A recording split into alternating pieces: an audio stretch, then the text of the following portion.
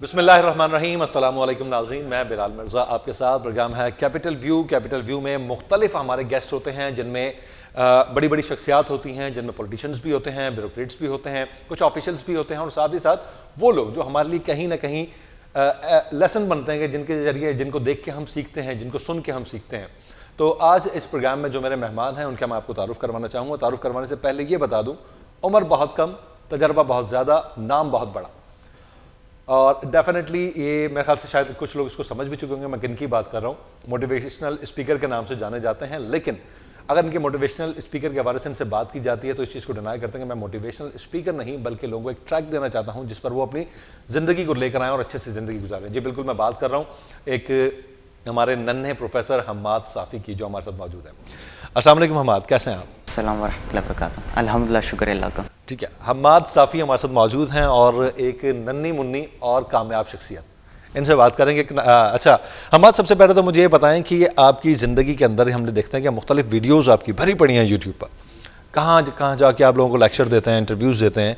ये हम्माद साफ़ी जो आज हमारे सामने बैठा हुआ है, इसने जब जन्म लिया तो ऐसा नहीं था, तो ये कैसे ये हम्माद साफ़ी ये वाला बना? बिल्कुल, आपकी बात बिल्कुल ठीक है कि I was an ordinary student. School जाता था, स्कूल से घर आता था, ट्यूशन जाता था, और उसके अलावा बाकी जो ऑर्डिनरी बच्चों की एक्टिविटीज़ होती थी उनमें मैं मशगूल था उस वक़्त। लेकिन फिर मैं जो है स्पोकन यूनिवर्सिटी गया, वहाँ पे मुझे टीचर्स मिले। एक तो वो टीचर्स होते हैं जो कि आपको पढ़ाते हैं, एक वो टीचर्स होते हैं जो कि आपकी रहनुमाई करते हैं, आपको रास्ता दिखाते हैं। तो अल्हम्दुलिल्लाह मुझे ऐसे टीचर्स मिले जिन्होंने मुझे सिर्फ पढ़ाया नहीं बल्कि मेरी रहनुमाई की, मुझे सही दिखाया, सही और गलत में फ़र्क सिखाया। और उन्होंने ही मुझे फिर एक किताब दी अल्लामा इकबाल के हवाले से। फिर उनकी ज़िंदगी को पढ़ के, उनके कलाम को पढ़ के, मैं बच्चा था, 9 साल का था, मुझे समझ नहीं आती थी उस वक्त कि अल्लामा इकबाल कहना क्या चाहते हैं दरअसल।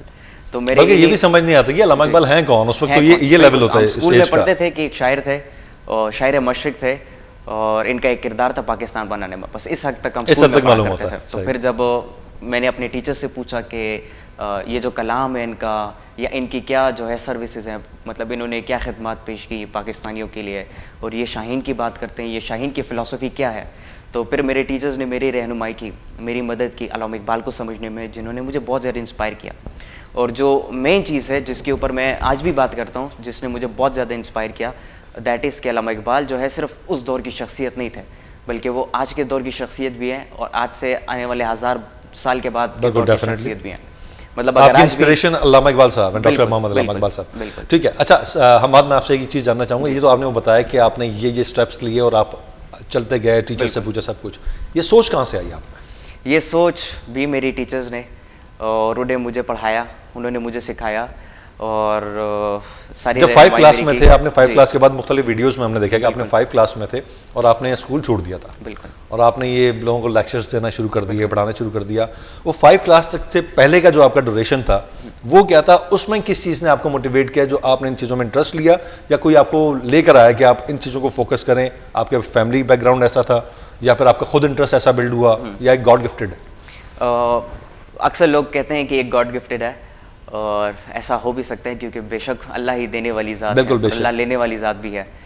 तो मैं स्कूल से मतलब 5th क्लास में जब मैं था, या इन तमाम चीज़ों से पहले मेरे वालिद साहब, क्योंकि ख़ुद भी उनका जो है बहुत ज़्यादा इंटरेस्ट था, बहुत ज़्यादा शौक़ था कि मैं पढ़ूँ और पढ़ाई करूँ, पाकिस्तान में भी पढ़ूँ और मैं आगे बढ़ूँ अपनी ज़िंदगी में। तो उन्होंने मुझे हमेशा ये बात की कि तुम पढ़ते रहो और सीखो, जितना इल्म हासिल कर सकते हो उतनी ज़्यादा फ़ायदा है तुम्हारे। लेकिन आपने तो 5वीं क्लास में छोड़ दिया था। 5वीं क्लास में वो इसलिए छोड़ दिया था क्योंकि उस वक्त इस एक्टिविटीज़ को बढ़ाना ज़रूरी था। तो हमने फिर उस वक्त, अच्छा, ये 5वीं क्लास में जब आपने छोड़ा तो उससे पहले आपने एक्टिविटीज़ स्टार्ट कर दी थी? मैं उससे पहले जो है एक्टिविटीज़ ऐसी होती थी कि छोटे लेवल पर होती थी, ऐसा नहीं होता था, बस अपनी प्रैक्टिस करता था, और न्यूज़पेपर में ज़्यादा पढ़ता था उस वक्त अपनी फ्लुएंसी के लिए। उसके अलावा जो है मैं लाइव शोज़ करता था अपने फेसबुक पेज पर, और उसके अलावा हमारे एक प्रोग्राम है सुपर किड्स प्रोग्राम, तो वहाँ पे मेरी ट्रेनिंग होती थी, और वहाँ पे जो है मैं अपनी प्रैक्टिस वहाँ पे भी करता था, और हमारा जो इंस्टीट्यूट था वहाँ पे भी मैं लेक्चर डिलीवर करता था, जिससे मेरी फ्लुएंसी बढ़ी, और जो डर होता है एक इंसान के अंदर ऑडियंस को फेस करने का, वो डर ख़त्म, मैं अल्हम्दुलिल्लाह कॉन्फिडेंट हो गया। तो फिर ये सब कुछ जो है फिर स्टार्ट हुआ। एक दिन मैं अपने टीचर के साथ बैठा हुआ था उनके ऑफिस में, तो फिर रब्ता हुआ, और पेशावर यूनिवर्सिटी जो है, यूनिवर्सिटी ऑफ पेशावर, वहाँ पे हमें एक सेशन के लिए बुलाया गया। ये जर्नलिज्म डिपार्टमेंट है।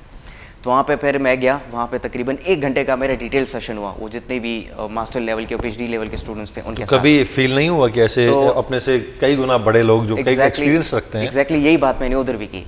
और मैंने कहा कि लोग मेरा मजाक ही उड़ाते हैं कि ये तो छोटा बच्चा है, ये हमें क्या सिखा सकता है, ये हमें क्या बता सकता है। लेकिन अल्हम्दुलिल्लाह जो हमारा सेशन हुआ उसके बाद वो बहुत ज़्यादा इंस्पायर हुए, बहुत ज़्यादा खुश भी थे और हैरान भी थे कि एक छोटा सा बच्चा कर सकता है तो हम क्यों नहीं कर सकते। And that was the thing जिसने बहुत सारे बच्चों को, बहुत सारे वालिदैन को, बहुत सारे लोगों को इंस्पायर किया। इवन लोग इतने हद तक इंस्पायर हो गए कि 5-6 दफ़ा हमें ऐसी कॉल्स आई है कि हमारा बेटा हुआ है, हमने उसका नाम मोहम्मद साफ़ी रख दिया। अच्छा, ज़बरदस्त ज़बरदस्त। तो बहुत ज़्यादा जो है वो बहुत ज़्यादा पूरे मुल्क में फैल गया, बल्कि सिर्फ मुल्क में नहीं, पूरे बरसग़ीर में, पूरी दुनिया में ये चीज़ फैल गई।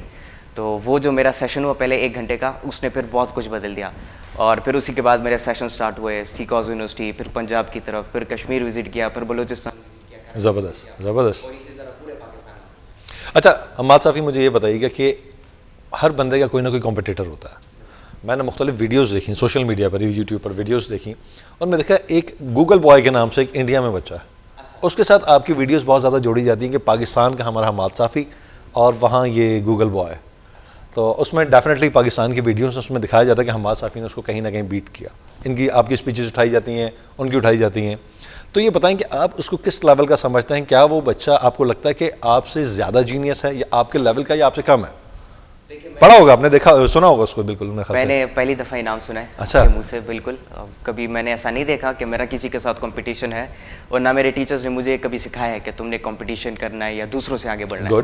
बल्कि मेरे टीचर्स ने हमेशा मुझे सिखाया कि दूसरों से पीछे रहा करो, कम बोला करो, कम बात किया करो, जब भी लोग बैठे हो तो दूसरों को सुना ज़्यादा करो और बोला कम करो, क्योंकि अल्लाह ताला ने हमें 2 कान अता किए हैं ज़्यादा सुनने के लिए और 1 ज़बान अता की है कम बोलने के लिए।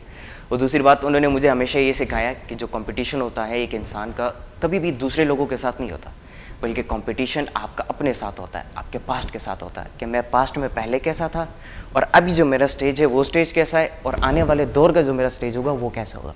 अगर हम अपने पास्ट, प्रेजेंट और फ्यूचर, अगर हम इन 3 चीज़ों को उठाएं और फिर उसके ऊपर काम करें, बेहतरी की तरफ जाएं, अपनी परफॉर्मेंस को इन्हेंस करें, अपनी स्किल्स को इन्हेंस करें और हम अपने पास्ट के साथ कंपटीशन में लग जाएं, तो मैं समझता हूँ ये वो चीज़ होती है जो कि एक इंसान को बेहतर बनाती है, ये वो चीज़ होती है जो कि एक इंसान को आगे ले जाती है। अच्छा, बड़ी बड़ी शख्सियात से आपकी मुलाकात हुई, चीनी जो सिफारतकार हैं उनसे आपकी मुलाकात हुई, इमरान खान साहब से मुलाकात हुई और हमारे जो इसके पाक फ़ौज के मुख्तलिफ जो ऑफिशल्स हैं बड़े बड़े, उनसे आपकी मुलाकात होती रहती है। मुख्तलिफ यूनिवर्सिटीज़ में बड़े बड़े प्रोफेसर से, लेक्चरार से आपकी मुलाकात होती है।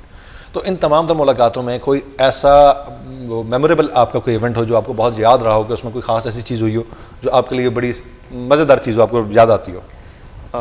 जितनी भी मुलाकात हुई हैं सब मेरे लिए बहुत ज़्यादा यादगार थे, क्योंकि एक छोटे बच्चे के लिए लोगों से मिलना, बातचीत करना, उनके साथ उठना बैठना, सबसे बड़ी बात उनसे सीखना, उनकी सोबत से सीखना, ये बहुत ज़्यादा एक नई चीज़ है और बहुत ज़्यादा इंपॉर्टेंट भी है। क्योंकि जब आप बच्चों को एक ऐसी सोबत अता करते हैं, या जितने भी बुज़ुर्ग होते हैं या बड़े होते हैं, जब वो उनके साथ बैठते हैं, उनसे सीखते हैं, उनकी बातों को सुनते हैं, उनके एक्सपीरियंस को सुनते हैं, तो ये वो चीज़ होती है जो कि एक बच्चे की नरिशमेंट करती है। तो जितने भी लोगों से भी मेरी मुलाकात हुई, अल्हम्दुलिल्लाह वो सारी मुलाकात मुझे याद भी हैं ऑलमोस्ट, और मुझे सबके साथ जितने भी लोगों से मैं मिला उनके साथ जो मुलाकात हुई वो सब मुझे ज़्यादा पसंद है, सब मेमोरेबल है मेरे लिए। क्योंकि जिस तरह कहा जाता है ना कि every person is a book of his own, तो हर एक बंदा मेरे लिए एक अलग बुक था और हर एक बंदा मेरे लिए एक अलग कहानी थी, एक अलग सक्सेस स्टोरी थी, एक अलग ज़िंदगी थी। तो उनको पढ़ना, उनके एक्सपीरियंस से सीखना, दैट वाज रियली इंस्पायरिंग। अच्छा, हम बात मुझे ये बताइएगा कि इसमें जैसा कि आपने बता दिया मुख्तलिफ लोगों से आप मिले, तो आपके लिए ज़िंदगी हर मौका ही वो यादगार रहा। जी। एक 9 साल का बच्चा, जी, ठीक है, आज माशाल्लाह आपकी उम्र ख्याल से 15 साल के करीब हो चुकी है। 9 से 15 साल के बीच में अमूमन देखा है हमारे पॉलिटिशियन हज़रात, हमारे ब्यूरोक्रेट्स, बड़े बड़े ऑफिशियल्स, लोग ऐसे जो मुख्तलिफ प्रोटोकॉल में चलते हैं। किसी के आगे पुलिस का, आगे पीछे पुलिस का प्रोटोकॉल है, कुछ अपने पर्सनल सिक्योरिटी गार्ड्स हैं, मुख्तलिफ ऐसे ऑफिसर्स हैं जिनको आर्मी बाकायदा जो है सिक्योर करती है। आप हर किस्म के प्रोटोकॉल में गए, तो क्या फीलिंग होती है कि एक 9 साल का, 10 साल का बच्चा और आज 15 साल की उम्र तक जब इतने बड़े बड़े प्रोटोकॉल में जाते हैं, तो क्या वो कहते हैं कि बहुत से लोगों में इस चीज़ में वो भी आ जाता है कि यार इनको बस आदत पड़ जाती है और इस प्रोटोकॉल में ही रहना है, यार उसका मज़ा ही अलग है। जी, ये चीज़ें होती हैं कभी? कभी ऐसा फील नहीं किया मैंने, और हम अक्सर जब भी कहीं जाते थे तो हम डिनाई करते थे इस चीज़ से कि ये चीज़ हमें ना दी जाए तो ज़्यादा बेहतर है। लेकिन फिर भी वो लाजमन देते थे। उन्होंने कहा ज़रूरी है, क्योंकि हम ऐसे इलाकों चले गए जिस तरह वज़ीरिस्तान हो गया, बाकी इलाकों गए, तो उन्होंने कहा कि ये ज़रूरी है आपके लिए, तो इसलिए उन्होंने रखा। आप बेशक पसंद नहीं करते, लेकिन डेफिनेटली आप हमारा सासा है, इस मुल्क का सासा, आपके लिए ज़रूरी है। बाकी मैंने कभी शौक़ नहीं किया इन चीज़ों का, ना मेरे असातिज़ा ने मुझे ये चीज़ सिखाई है, क्योंकि अगर आप ख़ुद को VIP बनाते हो, ख़ुद को बड़ा बनाते हो, तो दूसरे लोग जो हैं वो आपको देखते हैं तो वो छोटे महसूस करते हैं, खुद को पीछे हो जाते हैं कि यार बस यही सब कुछ है, सब कुछ यही कर रहे हैं, हम कुछ नहीं कर सकते। क्या पाया जाता है ना, बिल्कुल बिल्कुल। लेकिन जब आप उनके साथ उठते बैठते हो, उनकी तरह का फील करते हो, उनके साथ बातचीत करते हो, और आप खुद को बड़ा नहीं समझते, गुरूर तकब्बुर नहीं करते, तो ये वो चीज़ होती है जो कि दूसरों को मोटिवेट करती है। यार ये इतनी बड़ी शख्सियत है, हमारे साथ बैठा हुआ है, बातचीत करे एक आम बंदी की तरह, जिस तरह हम एक दूसरे के साथ गपशप लगाते हैं, तो ये वो पॉइंट होता है जिससे लोग इंस्पायर होते हैं, जिससे लोग अट्रैक्ट होते हैं एक इंसान की तरफ, एक शख्सियत की तरफ। इसलिए तो आपने देखा होगा कि जितने भी अल्लाह के वली होते हैं, अल्लाह के बुज़ुर्ग होते हैं, अल्लाह के जितने भी बड़े लोग होते हैं, उन सब के साथ लोगों को उठना बैठना अच्छा लगता है। क्यों? क्योंकि उनकी सोहबत ऐसी होती है कि जिसमें ना गुरूर होता है, ना तकब्बुर होता है, और इन चीज़ों से वो लोग आज़ाद होते हैं, तो तभी लोग उनको पसंद करते हैं, उसके साथ उठना बैठना लोगों को अच्छा लगता है। अच्छा, हम बात मुझे ये भी बताइएगा कि एक मुख्तलिफ पर्सनैलिटी के साथ आपका रहना, उठना बैठना, मुख्तलिफ टीचर्स का आप जिक्र करते हैं, मेरे उस्तादों ने मुझे सिखाया, कोई ऐसे आपके इस टीचर्स जिनका आप नाम लेना चाहें, आप बताना चाहें लोगों के, इन टीचर्स से आपने जो सीखा वो आपके लिए बिल्कुल जो है वो बहुत ज़्यादा इंपॉर्टेंट था, उसने बहुत सिखाया आपको? मेरे टीचर्स ने हमेशा मुझे मना किया है कि हमें आगे ना लाओ, बस तुम आगे हो, ये हमारे लिए काफ़ी है। हम तुम्हारी ग्रोथ देखते हैं, तुम्हारी सक्सेस देखते हैं, लोगों के दिलों में तुम्हारे लिए इज़्ज़त और मोहब्बत देखते हैं, ये हमारे लिए काफ़ी है। तो उन्होंने हमेशा पर्दे के पीछे रहना प्रेफर किया है मेरे। ठीक है। अच्छा, ये जो हमाद साफ़ी मेरे सामने बैठा है जिसका मैं इंटरव्यू कर रहा हूँ, इससे हट के एक 15 साल का एक बच्चा होता है जी, वो हमाद साफ़ी कौन है, क्या करता है, वो उसकी दीगर एक्टिविटीज़ क्या हैं? बिल्कुल, मैं पढ़ता भी हूँ और उसके अलावा स्पोर्ट्स एक्टिविटीज़ भी करता हूँ, क्रिकेट भी खेलता हूँ। कौन सा खेल पसंद है? क्रिकेट भी खेलता हूँ, फुटबॉल का बहुत ज़्यादा शौकीन हूँ। उसके अलावा जो है वीडियो गेम्स भी खेलता हूँ, प्ले स्टेशन वहाँ पे पड़ा हुआ है, लेकिन अक्सर कभी कभार टाइम मिल जाता है तो ज़रूर वीडियो गेम खेलता हूँ। उसके अलावा जब भी घर जाता हूँ तो मेरी छोटी छोटी भतीजे हैं, भांजे भी हैं मेरे, तो उनके साथ मैं खेलता हूँ। और बस ये जो नॉर्मली हम देखते हैं जो इस एज के बच्चे होते हैं, 15 साल के बच्चे, जो इनकी एक नॉर्मल लाइफ होती है, वो लाइफ मिली आपको? वो मैं जब छोटा था मिली थी, और अभी क्योंकि उस वक्त की तो लाइफ ही और थी ना, जब आप छोटे थे उस वक्त की और थी। अब जो इस एज में 15 साल के बच्चे, हमने देखा है स्कूल कॉलेजेस के जो बच्चे होते हैं, उनकी लाइफ एक अलग ही होती है। इस टाइम एक समझ लगे खून गर्म होता है और घूमना फिरना, मौज मस्ती करना, आउटिंग करना, इस किस्म की चीज़ें होती हैं। तो वो आप लाइफ इंजॉय कर पाते हैं? मुझे हमेशा से जो है खामोश रहना और खामोशी में रहना, अकेले रहना मुझे ज़्यादा अच्छा लगता है। लोनलीनेस मुझे ज़्यादा अच्छी लगती है, और बचपन से ये आउटिंग करना, विजिट्स करना, ट्रिप्स पे जाना, ये चीज़ें मुझे बचपन से, इन चीज़ों का शौक़ नहीं था। तो वो चीज़ नहीं है, वो बात तो है, लेकिन मैं विजिट्स पे जाता हूँ, ट्रिप्स पे कभी नहीं गया, और वो चीज़ें नहीं है। बाकी खेलता भी हूँ, और उसके अलावा जो है गपशप भी लगाता हूँ। हमारे सुपर किड्स यहाँ पे हमारे साथ होते हैं, उनके साथ भी मैं उठता बैठता हूँ, बातचीत करता हूँ उनके साथ, तो वो लाइफ भी मेरी अल्हम्दुलिल्लाह बिल्कुल ठीक जा रही है। अच्छा, हमारा बात करेंगे कुछ हमारे एजुकेशन सिस्टम के बारे में। जी, हमारे ए लेवल भी है, ओ लेवल भी है, ठीक है। तालीम हमारे हर कोई हासिल कर रहा है, बच्चे पढ़ते हैं, जाते हैं, स्कूल्स में जाते हैं। हमारे एजुकेशन सिस्टम में क्या क्या क्या चीज़ आप देखते हैं अच्छा है, बेहतर नहीं है, किसी चीज़ की एडिशन की ज़रूरत है, कुछ बेहतरी करने की ज़रूरत है? क्या है एजुकेशन सिस्टम हमारा, आप क्या समझते हैं?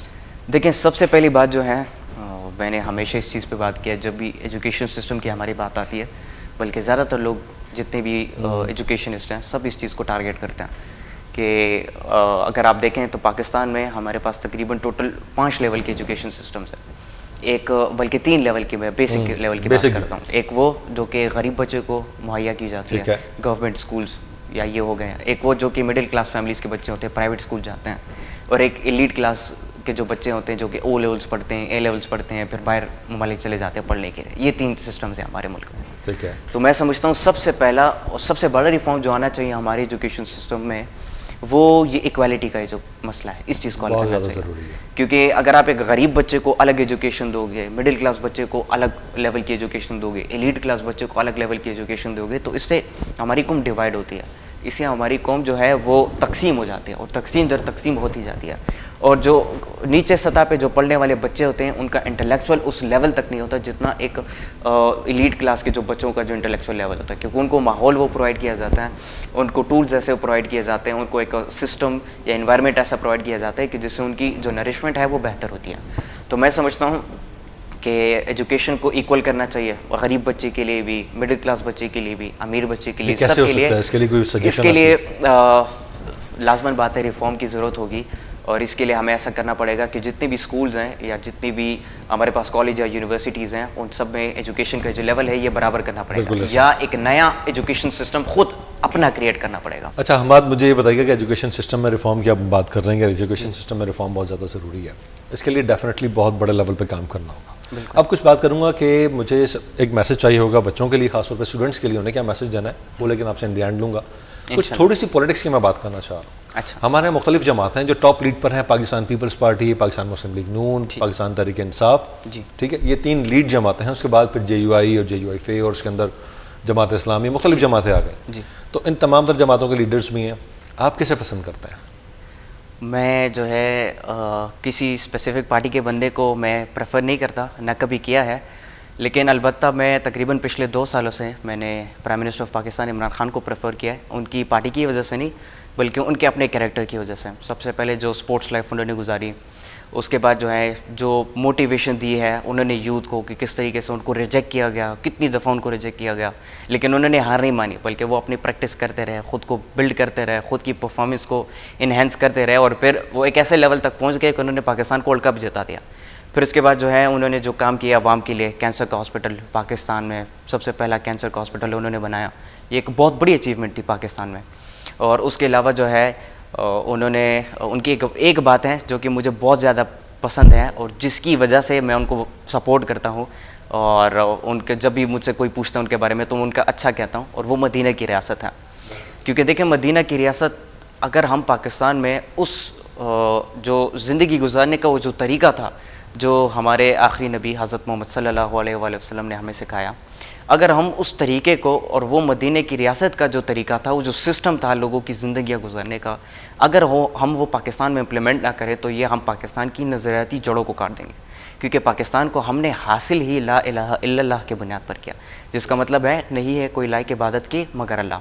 पाकिस्तान को हमने इसलिए बनाया, इसीलिए नहीं बनाना है कि हम यहाँ पे सिर्फ नमाज़ पढ़ सके और तिलावत कर सके, क्योंकि वो तो आप अमेरिका में भी बैठ के कर सकते हो, बल्कि इसलिए बनाया कि इसमें हम वो निज़ाम कायम कर सकेंगे, ज़िंदगी बसर करने का वो तरीका कायम कर सकेंगे जो कि हमारे आखिरी नबी हज़रत मोहम्मद सल्लल्लाहु अलैहि वसल्लम ने अपने अहादीस के ज़रिए से और अपने सुन्नत के ज़रिए से सिखाया। सीरत नबी और अस्हाब पर हम अमल कर सकें। और उसके अलावा कुरान मजीद में जो अल्लाह ताला के फरमान है उन चीज़ों को हम इम्प्लीमेंट कर सकें अपने मुल्क में, जिस तरीके से सूद से बच के रहना, झूठ से बच के रहना, धोखे से बच के रहना, गलत से बच के रहना। तो अभी तक जितना टेन्योर गुजरा इमरान खान का, तकरीबन 2.5 साल का पीरियड गुजर चुका है, इस टेन्योर में आप क्या देखते हैं कि मदीने की रियासत का जो कहा जाता है इमरान खान साहब की जानिब से, क्या वो कायम हो पाएगी? उस लेवल पे काम वो कर पा रहे हैं? क्या उस तरीके से डिलीवर कर पा रहे हैं चीज़ें उस तरीके से जो उनकी थी सोच थी, प्लान कर पाए अभी तक? जी देखें, सबसे पहली बात, Rome was not built in a day. सब कुछ छू मंतर से, जादू की छड़ी से जल्दी नहीं हो जाता, बल्कि जब भी कोई रियासत बनती है, कोई स्टेट बनती है, कुछ भी होता है तो उसमें टाइम लगता है।